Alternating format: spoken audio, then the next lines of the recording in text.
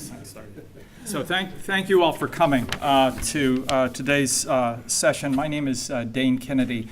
I'm director of the National History Center, which sponsors a series of programs on Capitol Hill, our Congressional briefing series, which I'll say a little bit more about in a minute. But our co-sponsor today is the Joint Committee on Taxation, and I want to have the Chief of Staff, Tom Bartlett, come up and make a few introductory remarks himself. I just want to welcome everybody on behalf of the Joint Committee. The Joint Committee's chairman and vice chairman, Paul Ryan and Orrin Hatch, are very committed to fundamental tax reform in the United States, and the National History Center suggested looking at this maybe in a historical perspective, and they were extremely excited and supportive of the idea. So welcome, and I'm hoping we all learn a lot. Okay, thank you. So this is one of a series of congressional briefings that the National History Center organizes as part of its ongoing effort to bring historical expertise and insight to issues that currently confront Congress. I should stress that the Center is strictly nonpartisan. The purpose of the program is not to advocate for any particular policies, but rather to provide some sort of historical context that can help policymakers and the public as they deal with difficult issues. So I'm delighted to welcome you all today to this session on American families, global competition, and comprehensive tax reform in historical perspective. Obviously, tax reform is a perennial issue in modern American politics. There's constant complaints that are made about the federal tax system being unfair, inefficient, dysfunctional, and repeated calls for tax reform. But often that degenerates into a kind of political slogan, and the question then is, what would tax reform really mean? To help us understand that, I think it's useful to have some perspective on how previous efforts to reform the tax system have transpired and what the results of those have been. So today we have three scholars of American fiscal history who I think can give us some real clarity to this issue. So let me just briefly introduce them in the order in which they're going to speak. Let me explain that they will each speak for about 10 minutes. And then we'll have an opportunity to open this up for question and answer. Our first speaker is Ajay Mehrotra, who sort of wears any number of hats. He's an associate dean for research. He's a professor of law, and he's the Lewis Nizer faculty fellow at Indiana University's Maurer School of Law in Bloomington, Indiana. He also happens to be an adjunct professor of history at Indiana University and an affiliate faculty member of the Ostrom Workshop on Political Theory and Policy Analysis. And his most recent book is Making the Modern American Fiscal State, Law, Politics, and the Rise of Progressive Taxation, 1877 to 1929. Our second speaker will be Joe Thorndike, who is director of the Tax History Project at Tax Analysts and an adjunct professor at Northwestern University School of Law.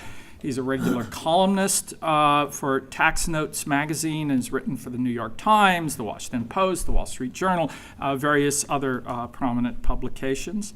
And he has written a number of books, including War and Taxes, Tax Justice, The Ongoing Debate, and Their Fair Share, Taxing the Rich in the Age of FDR. And then finally, we have Bruce Bartlett, who is an author, historian, and economist specializing in supply-side economics. He served as a senior policy analyst under President Reagan, Deputy Assistant Secretary for Economic Policy at the Treasury Department under President George H.W. Bush, staff director of the Joint Economic Committee of Congress, and a member of staff for Congressman Ron Paul and Jack Kemp and Senator Roger Jespin.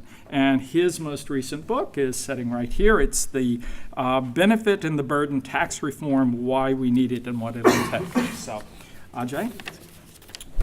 Well, thank you. Thanks to Dane and Amanda for organizing this event, to the National History Center and the Joint Committee on Taxation for hosting us, and to all of you, of course, for coming out on this lovely spring morning.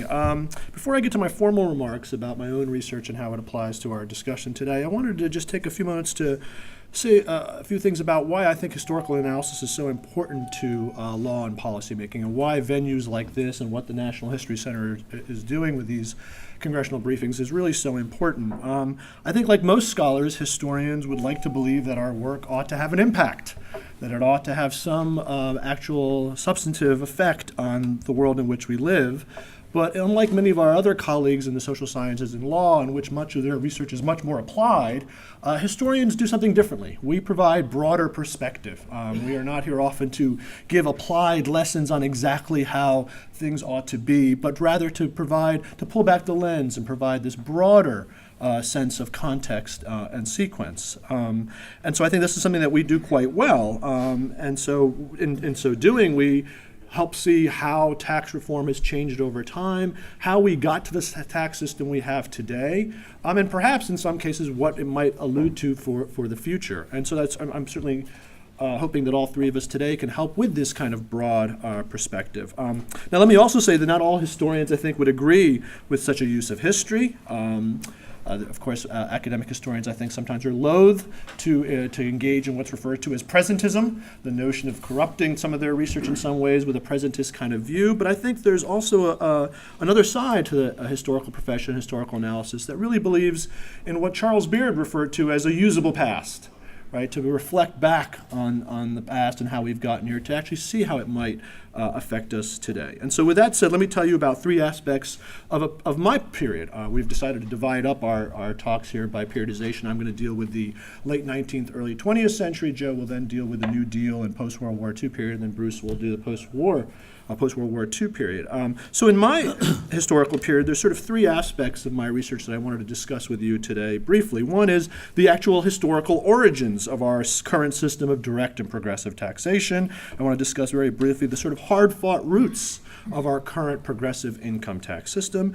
And then I also want to point out something else that historians like to do in their work, and that's some of the historical irony or unintended consequences that have resulted from this early 20th century, what I refer to as a triumph of progressive taxation. And then I'll conclude, if I have time, with the importance of historical contingency in all this. Yet another thing that I think historians like to demonstrate, the notion that there are roads not taken, and what that might tell us about our current tax policy and potentially our future tax policy. So let me begin with the origins. So today, as I'm sure all of you know, there's lots of social commentary and academic research about how we've entered a new Gilded Age, from the work of Thomas Piketty to Paul Krugman's Every Other Column, right? There's this constant refrain about the concentrations of wealth and the economic disparities. Well, this is, of course, the new Gilded Age. I try in my research to take us back to the first Gilded Age, the late 19th century, time when the robber barons and the titans of industry at a different time were leading to different kinds of concentrations of wealth, and how the tax system at the time tried to respond to that first Gilded Age. And I argue in the book that it was in that time period, the late 19th and early 20th century, when we really saw the intellectual, legal, and administrative roots and foundations of our current tax system take place and get established. And it was done so, I argue in my work, by a particular group, a group of economic experts, lawmakers, and government administrators. Many people are forerunners of people in this room, experts on the Joint Committee and things of that sort. And what I argue is that they led and facilitated what I refer to in my book as a major fundamental structural transformation in American public finance. And by that I mean this shift away from regressive and indirect taxes. And in the late 19th century, national taxes was mostly about the tariff and excise taxes on alcohol and tobacco, which in the 1880s made up about 90% of federal revenue. There's a shift from that indirect regressive system to a direct and progressive tax system with the income tax at its core. And so by the 1920s, roughly 60% of federal revenue comes from income taxes. Now, I try to show in this book that this shift was based on what I argue was a conceptual revolution, an intellectual revolution, in which taxing individuals based on their ability to pay, that curt little phrase, ability to pay, became a very important not only idea, but a galvanizing force for political reform. And it became, I argue, the cornerstone of tax policy for experts like economists, the Columbia University professor Edwin Seligman, who was one of the theorists behind the progressive income tax, lawmakers like Congressman Cordell Hull, who's, I think, can be argued as sort of the key lawmaker in the implementation of the 1913 income tax, and then expert administrators, government administrators like the IRS solicitor Arthur Ballantyne, who really pushed for creating the administrative structure to actually implement and operationalize an income tax. Now, what I try to show in the book is that this shift was not about radically redistributing wealth, which is what we often think of today, that at least that was the possible goal of our income tax reform. Rather, I try to show is that it was really much more about reallocating the financing of a modern industrial democratic state.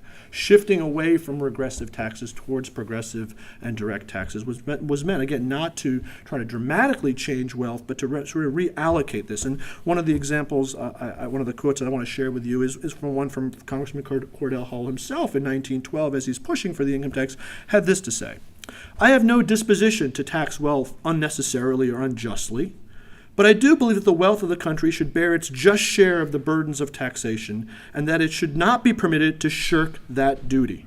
Right? This notion of duty, there's a sort of civic obligation of paying taxes. And I think we still see some echoes of that today, this notion of ability to pay and this obligation. You see it with Warren Buffett's comments just a few years ago about how his secretary was paying more taxes than he was. The Obama administration's partial victories on increasing progressive rates are all, I think, echoes of this notion of ability to pay and this notion of a civic obligation to pay taxes. Now, there were several other aspects of that shift that I try to outline in my book. There's no coincidence that this happens during the progressive era of the early 20th century. This is a time when notions of civic identity new notions of civic identity are being forged. As Jane Addams, the social reformer, put it at that time period, the identification with the common lot is the essential idea of democracy.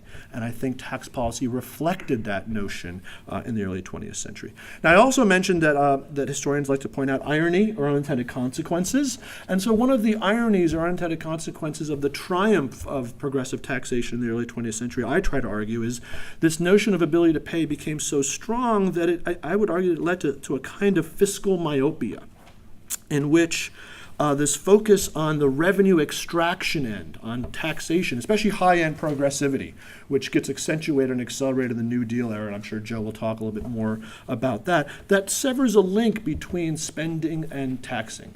And so there's a fixation just on the revenue extraction side, just on high-end progressivity, and in the process where there's an elision, an overlooking of the spending side. And I think that has a profound consequence. This fiscal myopia, as I argue, narrows subsequent reformers' vision of the tax and transfer process as a whole. It focuses only on the tax side, and as a result, I think there's this kind of American exceptionalism that begins to form in which we think of tax and transfer as discrete silos, unlike other parts of the world. And so if you think about some comparative, and I try to bring in some comparative analysis, you look at other OECD countries, for example, that have rather regressive taxes. The Scandinavian countries are the ones that often come to mind, the value-added tax and other consumption taxes. But they counter that regressive revenue extraction with highly progressive spending. And in this country, we don't seem to have that comprehensive, cohesive view of the tax and transfer process. And I at least make the somewhat speculative argument that we can trace this back a little bit to this kind of ability to pay rhetoric that helps us form the income tax in the earlier period. And so, and again, I'm sure Joe and Bruce will talk a little bit about this. The last point I want to make is about historical contingency. One of the examples I try to point out in my research about this fiscal myopia can be seen in the 1920s when there's a road not taken. After World War I, and which is a pivotal period for our income tax and for tax reform, because that's when there's a massive ratchet effect in our tax system, and there's a second ratchet effect in World War II that I'm sure Joe will talk about. But after World War I, there's a serious discussion in Congress about reforming our income tax, perhaps going back to a consumption tax. There are many sales tax proposals put forward in Congress in the early 1920s to kind of retrench the income tax and move to a sales tax. And they're all defeated. And I think focusing on those moments of historical contingency, what would have happened if one particular proposal that I look at in my book and in some new research really seems to suggest that the U.S. may have been on the forefront back in the 1920s on what's referred to today as a credit invoice value-added tax. But it was rejected in the U.S. Congress. It was put forth by American economists, in fact. It's an irony that it's the American economists who are the intellectual founders of this, but it's actually the Europeans who pick up on this. And so focusing on that kind of contingency, I think, can help us see what could have been. I think it can help us imagine other opportunities. And that's something else that I think historical analysis, like comparative analysis, provides for us. This vision of the way things are today don't necessarily have to be the only way that tax policy can be formed. And let me just conclude. I know I'm running out of time, but one of the reasons why the sales tax proposal was defeated in the 1920s is because even at that early stage, it had gained small d, democratic acceptance. It was considered a popular tax in which the common person believed in it. Let me conclude with this quote from Arthur Ballantyne, who I mentioned was IRS Solicitor General during World War I and into the early 20s. After his government service, he goes back into private practice and goes on this sort of speaking campaign for the American Bar Association, in which he shares with his other lawyers and educated citizens the importance of the income tax. And this is what he has to say in one of his many Bar Association speeches. While Congress may modify the rates and make the income tax simpler and more just in its application, the income tax will undoubtedly be retained as a principal source of revenue. The income tax is unquestionably here to stay. A large part of the tax burden is going to be placed on income and profits taxes because, whatever we may think about it, there is a conviction on the part of the average voter that this system of taxation, based on ability to pay, there's that language again, is a fair system, fairer perhaps than any other. And so I think it's this kind of language and this kind of perception of fairness that often trumps our notion, for better or worse, about what our income tax is today. So let me end there. Thank you. It's always a little scary when I listen to Ajay talk because I feel like I must have been copying from him my entire career, since we make a lot of the same points. I'll start out, though, by saying that since I work in Washington and not in the university full time, I'm less shy about the presentist value of my research. So I'm prepared to start with lessons from history, which would get me drummed out of most history departments right there. I think there are two things about tax reform that are important and that history can help illuminate for us. One is that tax reform is not something timeless. It's really something specific. It's about a particular time and place.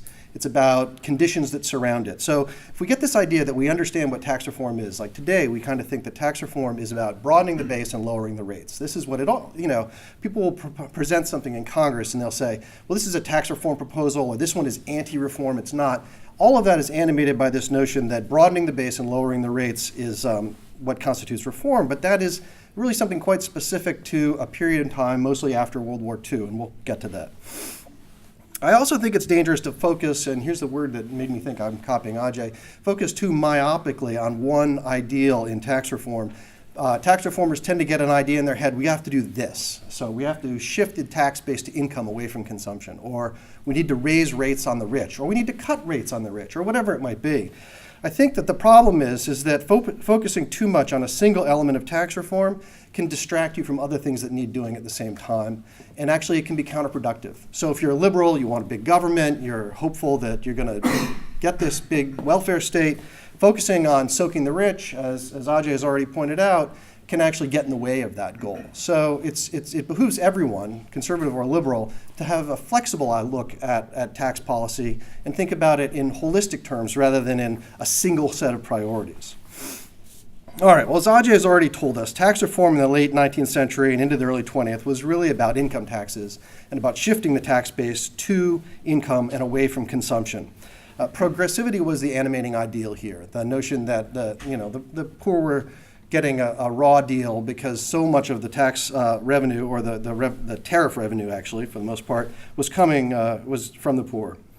The 20s marked a short respite from this drive for progressivity. You know, we have the famous Coolidge years where the tax rates are dramatically cut after they reach 77% in the top rate in World War I. They come down to 25% by 1925. This is a respite, but in some ways, actually, it's a consolidation. And I think Ajay and I have both made this argument that, and I have my cute little sort of presentist phrase for it, which is that if Woodrow Wilson made the world safe for democracy, Calvin Coolidge or Andrew Mellon made it safe for income taxation. Because by moderating the sort of progressive edges, by sort of shaving them down a little bit, it made the tax much more tolerable over the long term.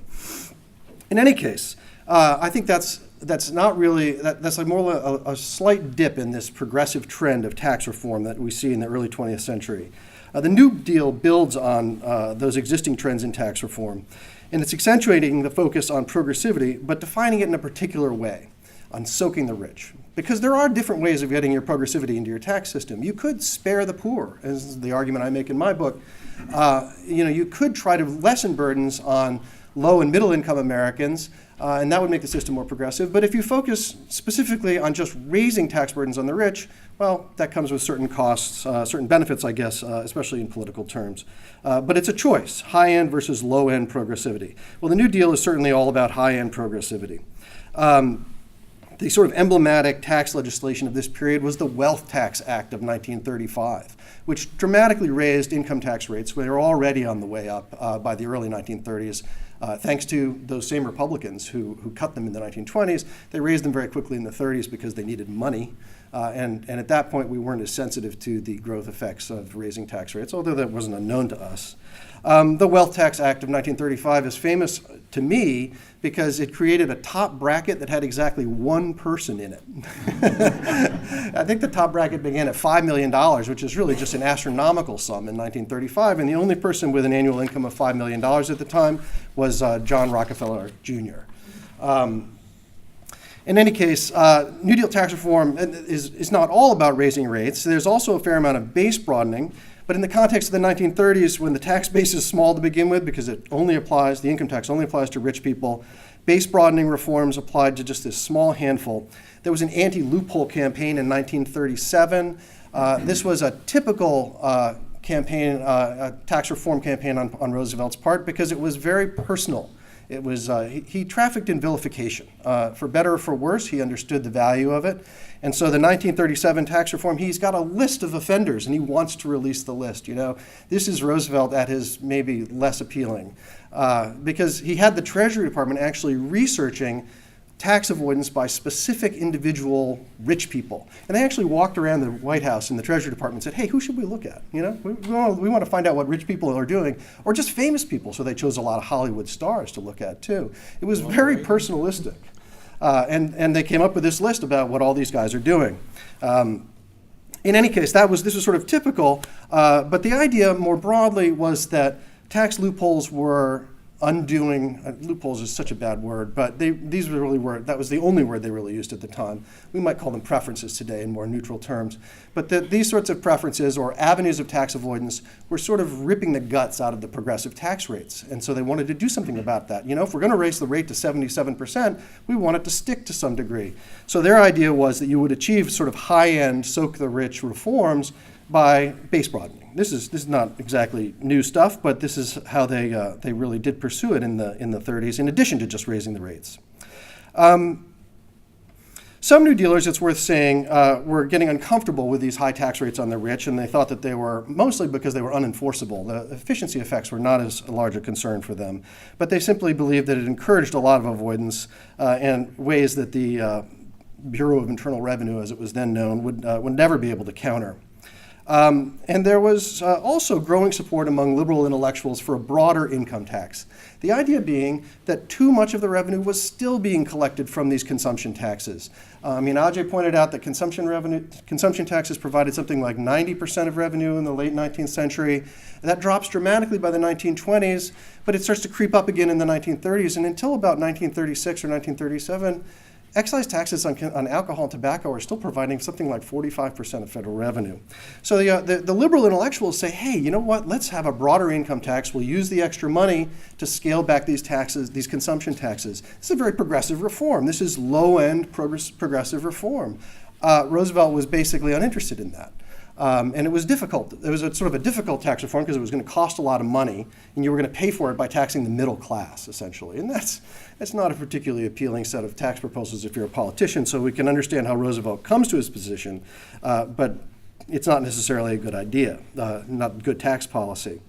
At the same time, the Democratic Party had, for decades, really coalesced around the idea that any kind of broad-based sales tax was a bad idea.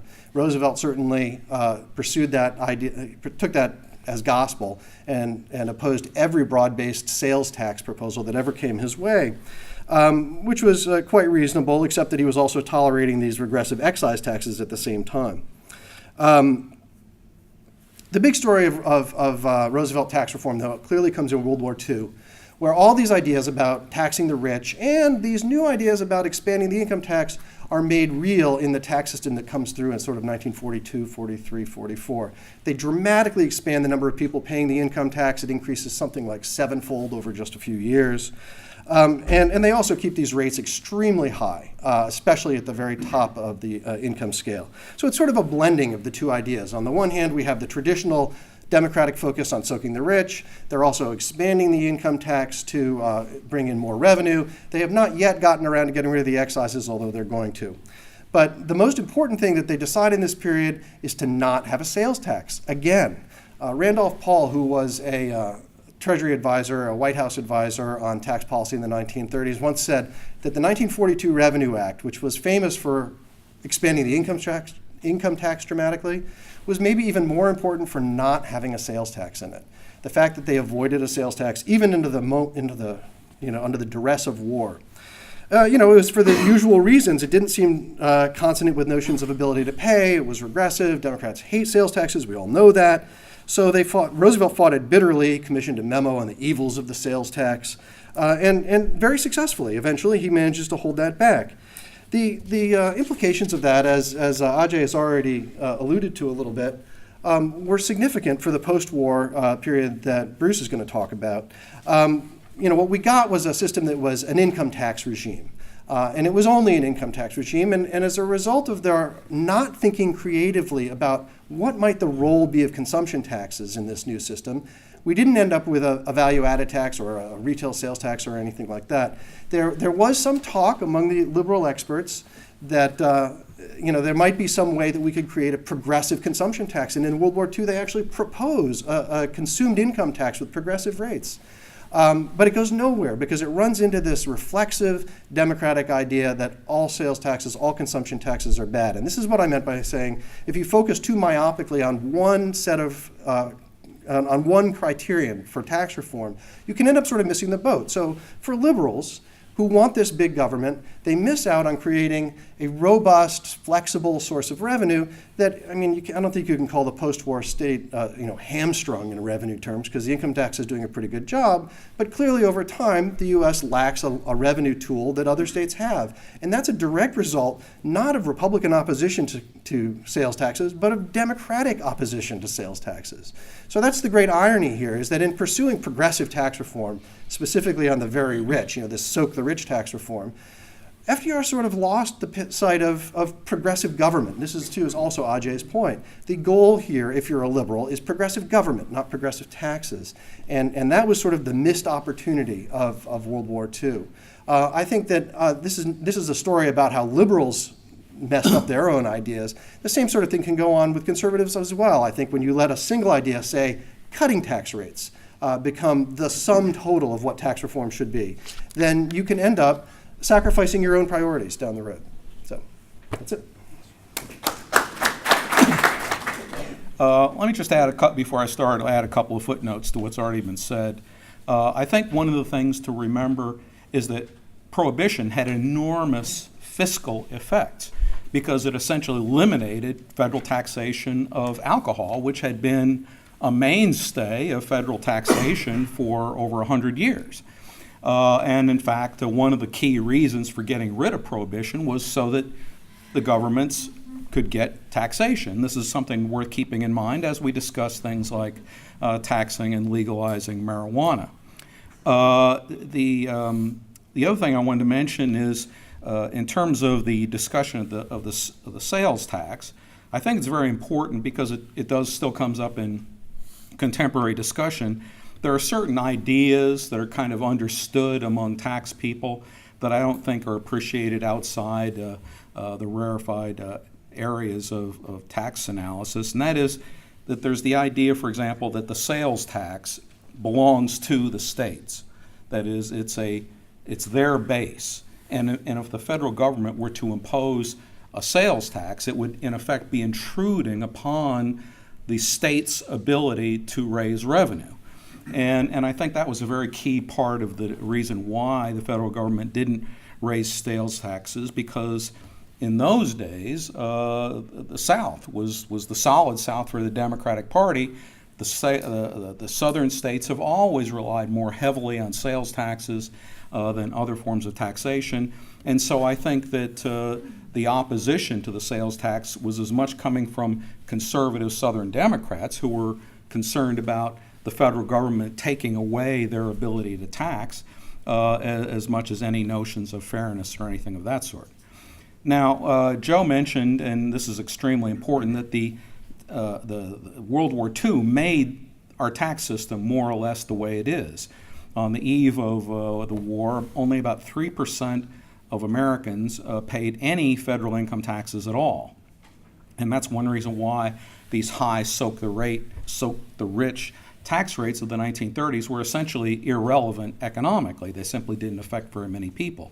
But by the end of the war, 30% of Americans paid federal income taxes, and that's a figure that's about the same today, I believe.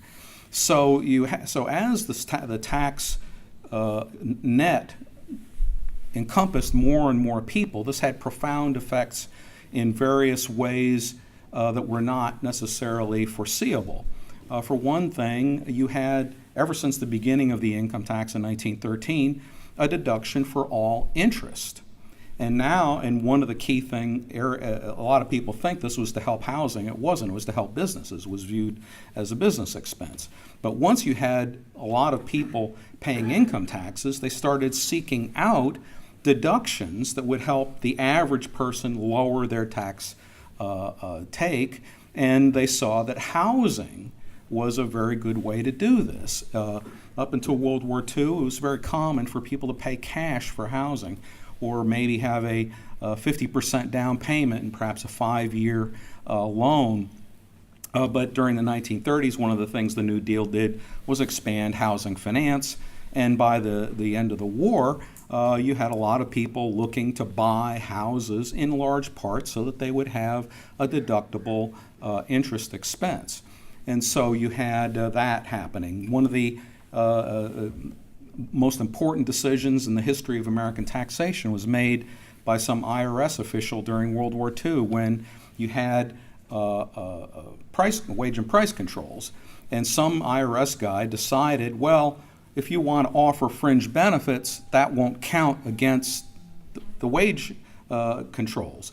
And so companies were desperate to get workers because so many of their potential workers were soldiers. So they needed to be able to compete. They couldn't raise pay, so they offered health benefits.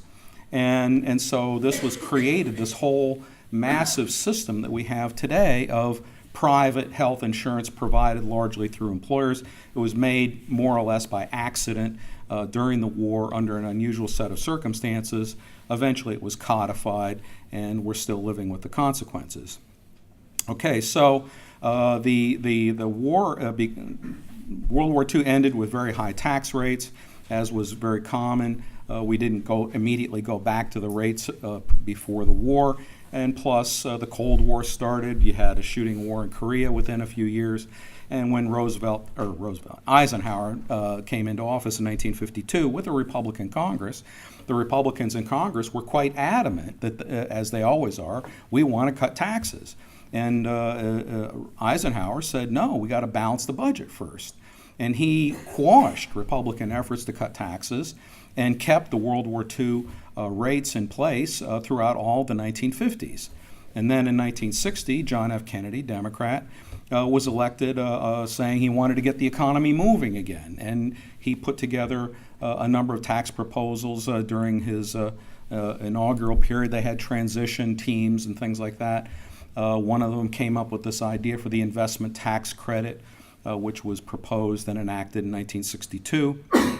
And one of the important things that Kennedy did was he brought his law professor from Harvard, a guy named Stanley Surrey, down to Washington to be the Assistant Secretary for Tax Policy and to start doing tax reform, which we really hadn't ever done up until then. We had either raised taxes or cut them, but nobody really thought about the idea of tax reform until Surrey came on the scene.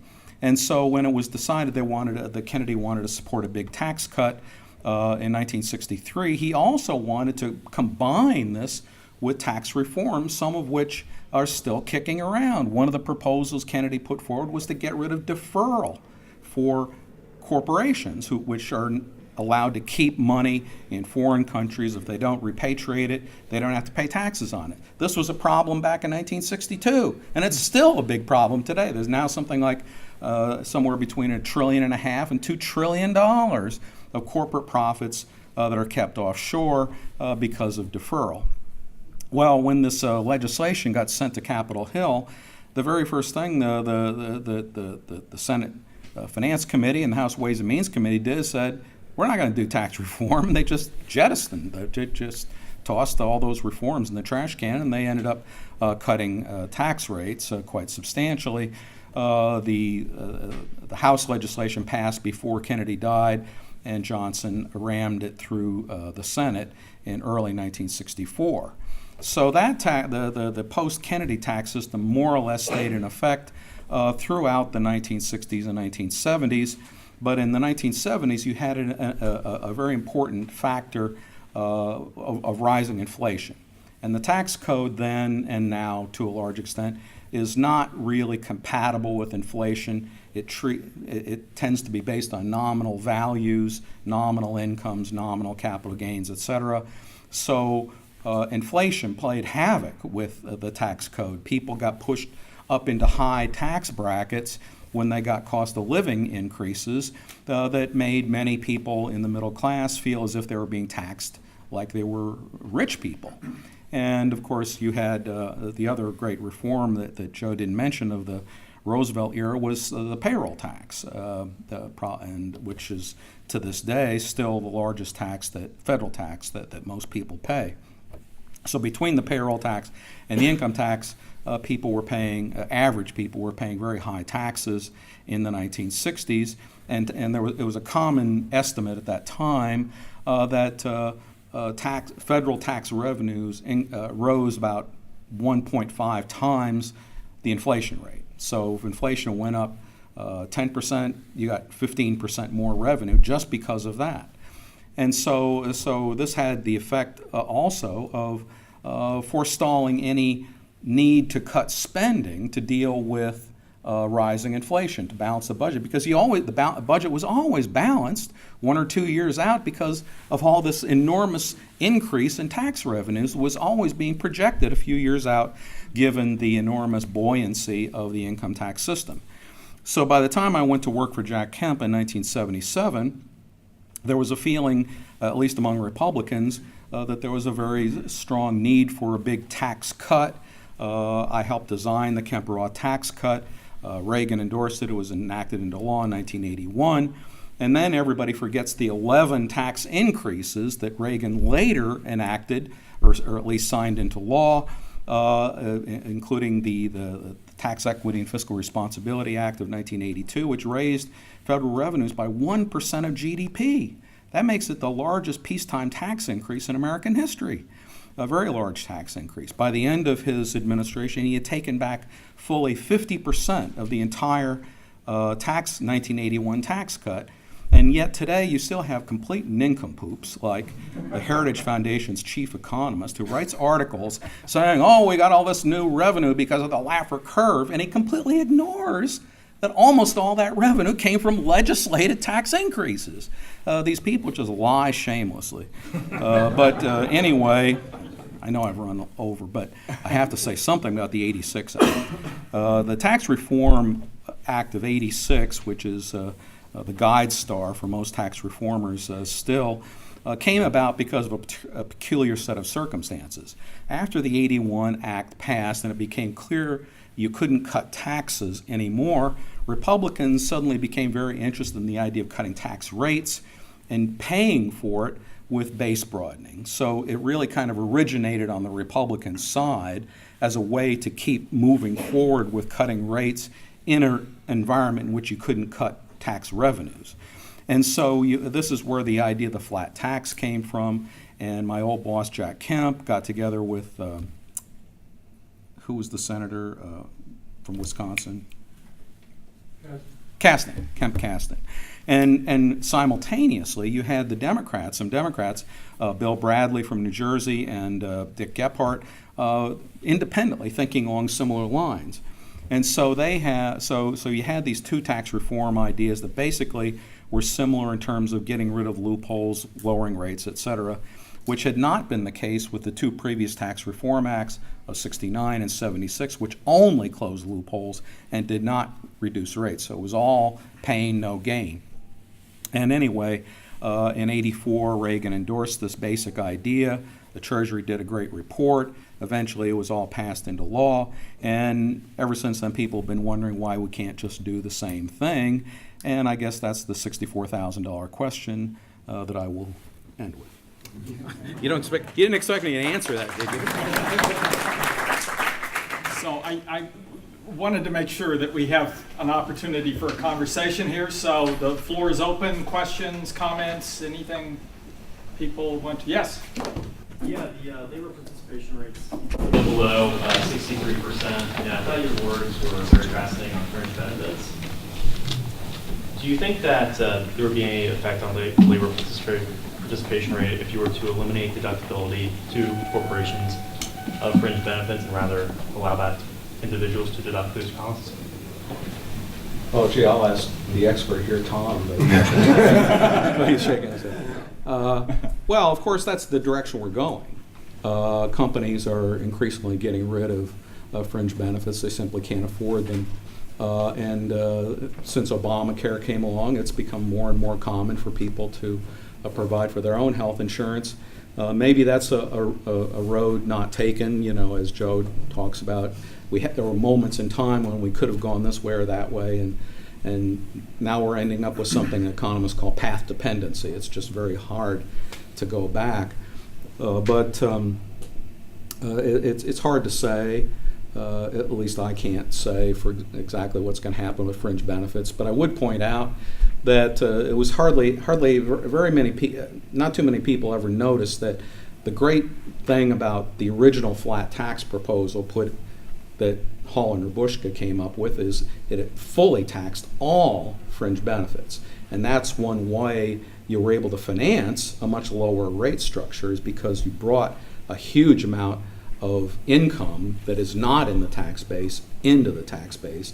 And I think economists in general think that's a good idea, but I haven't heard anybody talk about it for a long time. Yes. Yeah, obviously one of the complications that we consistently have with tax reform is how to treat capital income as opposed to labor income. Could you take us through a bit of the history of how those came to be treated differently and why? You know, what always strikes me about this is the consistency of the preference for capital income. I mean, anybody who's pushing against the capital gains preference, for instance, is pushing against pretty much an unbroken century of providing a preference for capital gains income for a variety of reasons. I mean, so even the most ardent progressive tax reformers, Franklin Roosevelt, never seriously challenged most preferences for capital income. But except, right, I mean, there are periods, right, so before Roosevelt, I mean, it's Mellon, when he's Treasury Secretary, that actually argues for a tax preference for labor income. Right. Although the argument then, right, is a different notion of elasticities of labor versus capital. Yeah. The 86 Act repeals, right, the capital gains tax preference. So there are these pockets when we find. I think that's true. Although what I would say about the Mellon thing is that, so Mellon definitely, he has all these great quotes from this great conservative guy who says, hey, you know what? The income that comes from getting out there and sweating it out every day is a lot more precarious than the income you get from your bonds, from your tax-exempt bonds or whatever. The caveat to that is that he didn't believe that capital gains were income. Right, at all. So he was sort of like, A, B, or C, and he would be like, how about all the above? So he wanted a preference for labor income. He also just believed that capital income was non-taxable under an income tax. So. Well, of course, capital income encompasses more than just capital gains, but there's a particular problem with taxing capital gains, which is that according to a 1920 Supreme Court case, Smith's Cup, right? no, not that one. Anyway, there was a court case that will come to me. And anyway, the Supreme Court said you cannot tax unrealized gains. McComber. What? McComber. Yeah, that McComber, right. He was the IRS commissioner, I think. So anyway, this means that you cannot ever treat capital gains exactly the way you treat other forms of income, because the taxpayer always can choose when or if to ever realize capital gains. And so this makes that form of income especially sensitive to taxation. And so the whole debate really in the post-war era about capital gains taxation has been trying to figure out what is the optimum rate for maximizing revenue. So this is the one area where the Laffer curve really does operate. And a very important part of this that is very often overlooked in tax policy discussions is step-up basis at death, which is possibly the worst loophole in the entire tax code. What happens is if I have a lifetime of capital gains, I die, I leave my capital gains or my assets to you. If you ever sell them, you pay tax only on the increase from the time that you inherited those assets. All of the gains during my lifetime are tax-free forever. And what this means is for somebody my age, the effective capital gains tax rate is always going to be zero.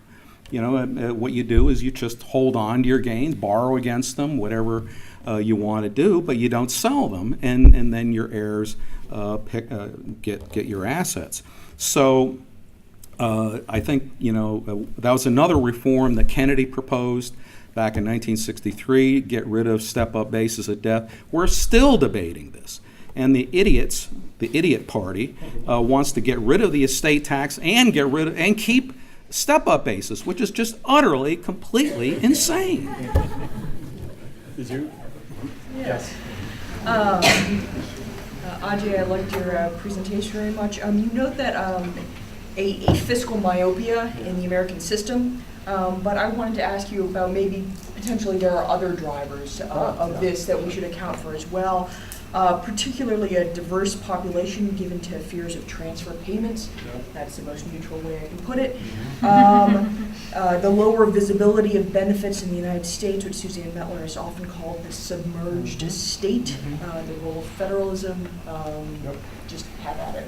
Yeah. No, I think you're right. I don't want to make too much of the power of ideas, because you're absolutely right. It's a contributing factor to all the things you've just mentioned, the last point in particular about the saliency issue and how we have very much a hidden welfare state, right? The fact that these fringe benefits and other things are not often seen as direct expenditures, but they are tax preferences that are subsidized by the U.S. Treasury. So I think you're absolutely right.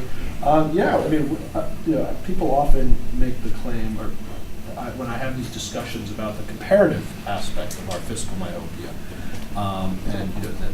among liberal academics, the exemplar are the Scandinavian countries, of course, right? The United States is a very different country. Very different country, right? A much more homogenous base of race and ethnicity. So there are a lot more. It's a lot more complicated. I completely agree. I will, though, this other issue about other factors. This gets to Bruce's point about fiscal federalism. Why no sales tax in the U.S. because of the states? I think that's exactly right, but not in the 20s. because the states are taxing sales that early. So I think you're right. There's a path-dependent story that certainly by the 30s and 40s, the strongest opponents to a national kind of consumption tax are the states, because by then it's their lunch, and anything that's encroaching on the national government is rejected. But the 20s, it's open game. Well, it can go back even further. There was some discussion during the founding period of a national property tax. Right. No, it actually happened. Yeah. But think about what the largest amount of taxable property was in the United States at that time: slaves. Yeah. It's no coincidence that the 3/5 clause is in the same part of the Constitution that deals with tax policy, and that's not a coincidence. I'm a little Bruce's dubious. point about like the states being an opposition to a VAT or something similar is really good. I mean, my research is not as early as you guys, but I mean, you had the states as a ready-made, and their National Governors Association as a ready-made coalition against any sort of federal sales tax, and you see this in different negotiations. Of course, you could You piggyback. know, yeah. Well, and The Canadians this do it is- just fine, The right? Canadians do it, and also there's a history of Very few with of federalism.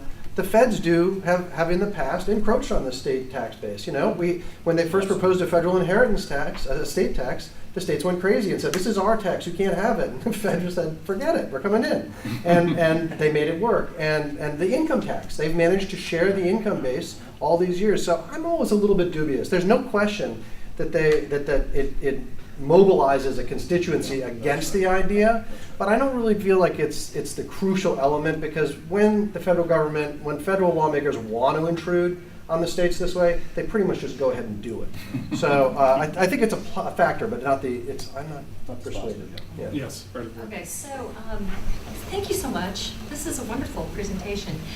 So I want to get back to what Bruce was saying about Eisner versus Macomber and capital gains. And I think we're showing a little path dependence here too, because after Eisner versus Macomber was decided, which was sort of roughly on constitutional grounds, we've moved beyond that and we think, well, that's really just administrative. And we have 475, which marks to market certain things.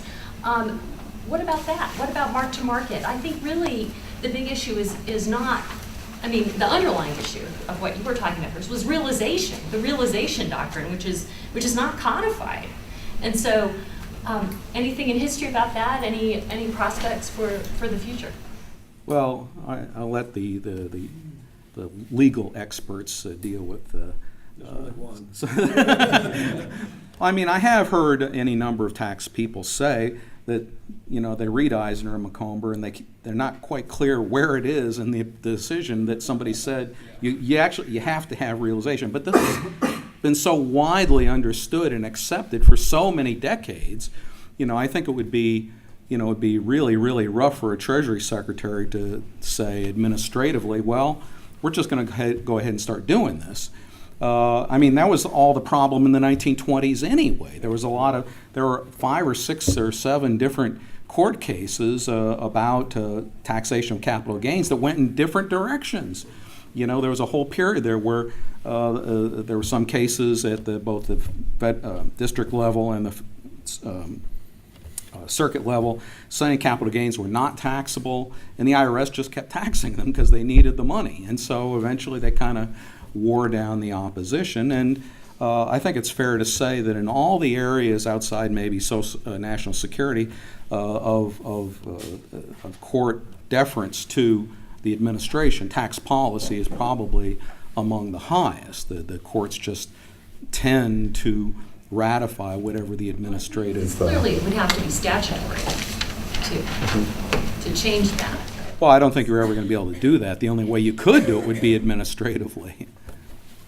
Do either of you want to comment on this? Yeah, I would just follow up. I mean, mark to market is sort of an incremental move as to what counts, right? And so there's been lots of calls for expanding mark to market beyond its current what it currently encompasses. And I don't think it's a political problem, right? Well, How far? it's It's not a legal or historical problem, right? Well, there is an idea. I don't know how familiar you are with the dual income tax systems in the Nordic countries, but they the one in the Netherlands is kind of interesting. They have boxes, and so you put all of your capital assets into this box, and they assume a 4% rate of return, and so you pay tax on 4% of the asset value every year, regardless of what your real gains are. But the great thing about this is there's no realization principle anymore. It makes no difference how many times you buy or sell it. It's just the asset value is the only thing that matters. It's kind of a simplified market. Yeah. Yes. And I just want to point out that Camp has a mark-to-market proposal, a very broad mark-to-market proposal in his tax reform, but I'm not going to speak on Among that. the least popular provisions. Right. I'm just pointing it out that it does exist. I also want to talk about, as an immigrant, the enormous emotional attachment that Americans have to filing tax returns. You know, when I arrived was April, and my people who adopted me said, "Did you file your returns?" And I'm like, "I just arrived off the boat. I'm a visitor." He said, "Oh, I did. What deductions did you get? I've got this deduction." So this enormous sense of, competition. What deductions did you get? And I don't even know what the filing date is in my country of origin. I didn't even know people file returns. It wasn't something people talk about at dinner tables, whereas here it's on the newspaper. It's almost a federal holiday. April 15th. And I don't exaggerate, it's a very exciting day. And I'm not the secretary. And so I feel that, this idea of the unification of spending and taxes really takes away that it's the only way most Americans have connection with the federal government. And it's a very, it's like a marriage. It's a very difficult connection because they hate the IRS but they love returns and whatnot. So I'm wondering how you feel about all of that. For example, a consumption tax, which is popular in the rest of the world, is completely invisible. And so the idea of unifying the people around this, the idea of a return, I feel is a very strong, even people who aren't owing tax still file returns. Yeah. So I wanted to ask you about that cultural aspect. I wrote an op-ed 10 years ago or something called "Hurts So Good," which I wish I could take credit for the headline, but it was the editor. But basically arguing that there is social utility in the return filing process, and I know that Neil Olson, the taxpayer advocate, has made this case too, because for a lot of Americans, it's really the only time all year that they sit down and look at their finances. So they actually have no idea how much they make or spend or anything. This is the closest they get to financial management, is filing this return. I do think there is a utility in it. Over the last 10 years, I'm a little less persuaded by my own argument, and I'm beginning to see the virtues of a return-free, or at least sort of a pre-return, a pre-completed return system. But it's certainly, historically speaking, this has been a major point of connection between Americans and their government. And it's actually interesting, we were talking a minute ago about the salience of government spending and whether people actually see it or not. So here we have our biggest government spend, our biggest social welfare program in Social Security. The tax is mostly invisible for people, and there's a lot of confusion about whether who really, is Social Security a government program or not. That's always amazing to me. But when you see the surveys and they say, "Get your hands off my Medicare, get your hands off my Social Security," right? So earmark taxes are an important part of this discussion. They're wonderful in some ways, and they grease the skids for a lot of spending that we like. But they do come at a real cost. This return system, I would be loath to lose it, because I do think that there's a value in Americans sort of once a year at least sort of sizing it up and saying, this is what I'm paying. I mean, this is a very touchy-feely sort of tax policy, but I think it's quite real.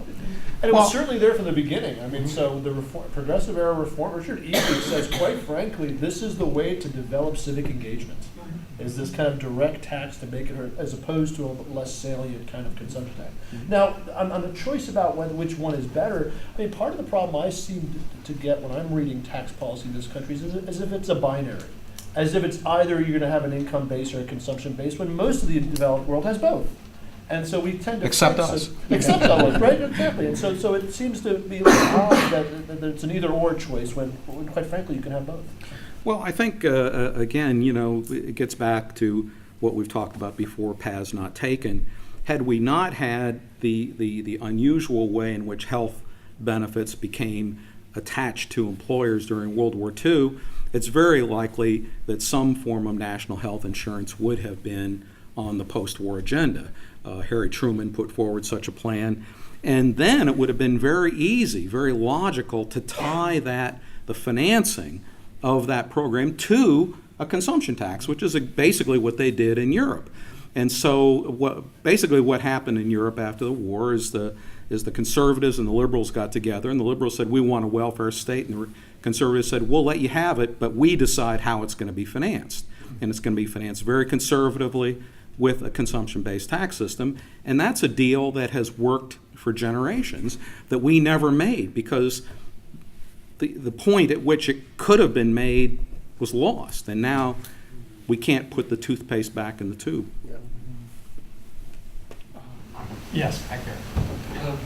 I'd like to ask Bruce to maybe reflect on a comparative perspective on sort of different versions of tax reform in the 80s.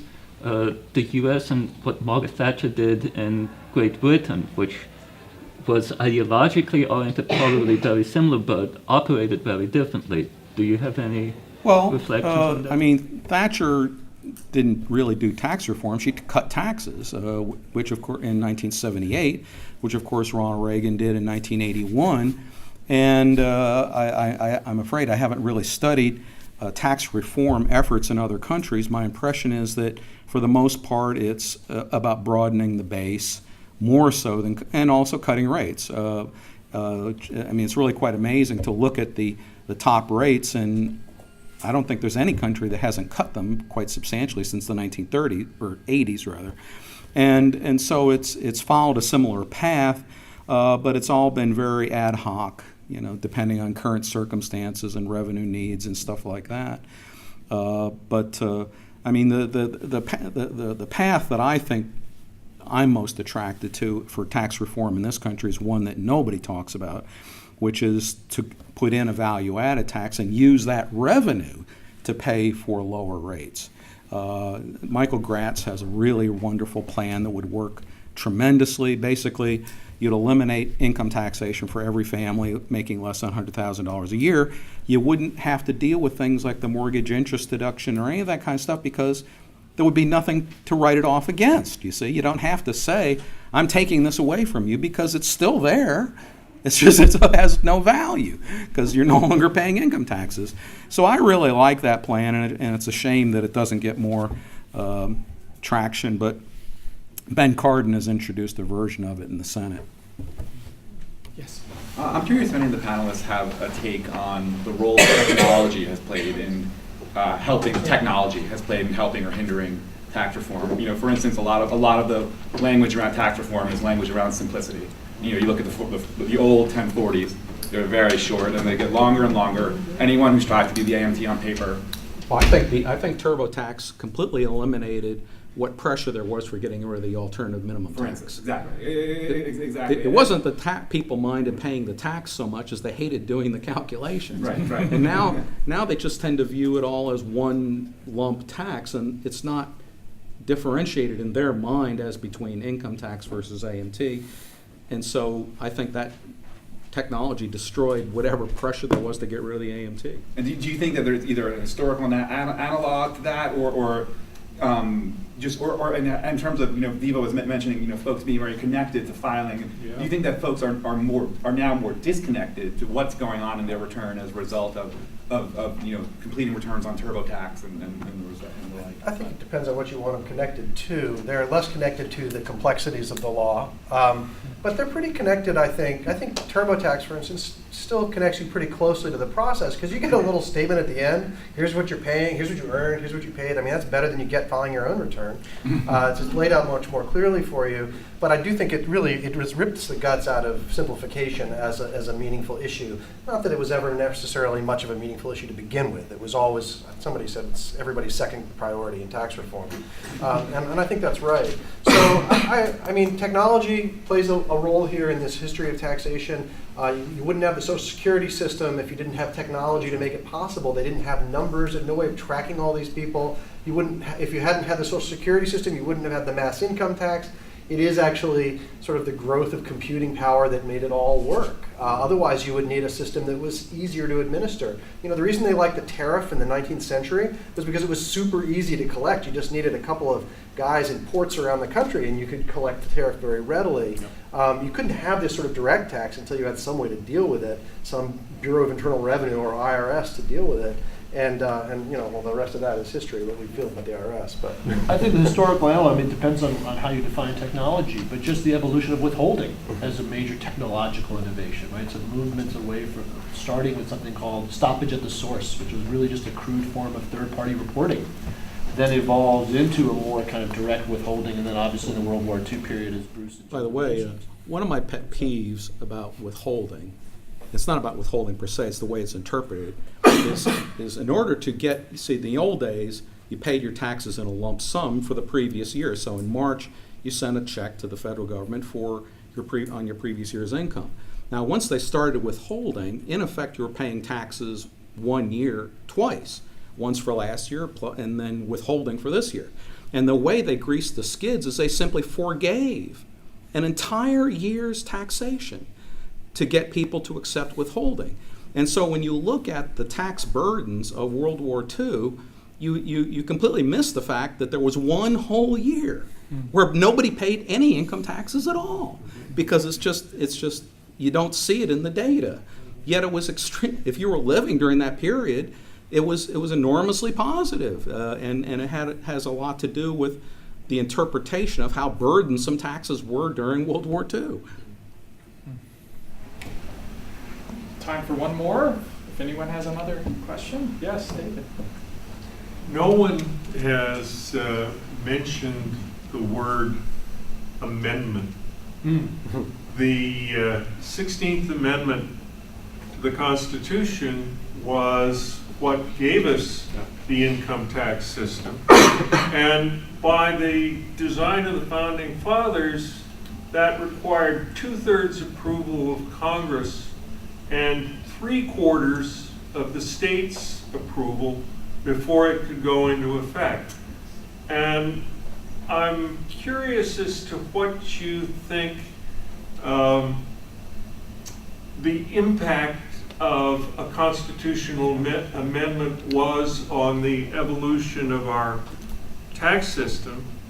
I'm also, since I'm a historian of constitutional amendments, interested in what you've had to say about prohibition, because it was a bunch of big income tax payers, the DuPont family in particular, who bankrolled the effort to repeal national prohibition, the only constitutional amendment that's ever been repealed. And they complained, Pierre DuPont proclaimed that if the government could tell you what to put in your mouth, there wasn't anything that the government couldn't tell you. And so he put his money into repealing national prohibition and bringing back liquor taxes. Well, I would say two things. One is, I don't think that as a philosophical matter, the 16th Amendment had all that much effect, because the Pollock decision was simply a stupid decision that it was designed to fix. And so if you kind of view those two as canceling each other out, I think you see, just great continuity in terms of the philosophy of taxation that Ajay, I'm sure, can address. And the point I thought you were going to get at about prohibition is that the creation of the income tax is what made prohibition possible. Because without the revenue from the income tax, the government would have been too dependent upon alcohol taxes to have allowed prohibition to take effect, because it dropped federal revenues by, well, maybe Joe knows, but it was a very substantial source of revenue. I would just add on the 16th Amendment that, yeah, I completely agree with Bruce's analysis that, Pollock is considered by most legal experts at the time wrongly decided. So on a purely philosophical or legal aspect, the 16th Amendment in that sense kind of that wash with Pollock, but it's a hugely important political force, right? Which is, I think, what you're getting at, right? Because what it requires to amend the Constitution is a true movement. And so, and I try to point out in my research, that's exactly what happens, that Pollock actually backfires in a sense, because it leads to this backlash in which experts and reformers can now point to Pollock as a lightning rod to galvanize people for a constitutional amendment. So it has tremendous political ramifications in that sense. It's rarely remembered that the Republicans created the 16th Amendment because they didn't want to get rid of the tariff. And that was the deal Democrats gave them, is that we'll let you keep the tariff if you bring in an income tax, which... Little do they know. Yeah, a little bit. By the way, since this is a meeting of historians, I want to say there's a huge historical source that I want to congratulate the Joint Committee for putting all of its documents online all the way back to the very beginning, because it's really a tremendous and I don't think very well used, or at least I hardly ever see references to some of the old stuff. But if you go back and read the old Joint Committee documents, they're the most easily available, thoroughly documentary type source for a lot of stuff in from the early days of taxation. And it's interesting, you can go back and read tax reports that the committee staff did back in the 1920s, complaining about the same identical stuff we're sitting here complaining about today. Oh, the tax system's too complicated, blah, blah, blah. Same old same. Well, on that note, please join me in thanking the panelists.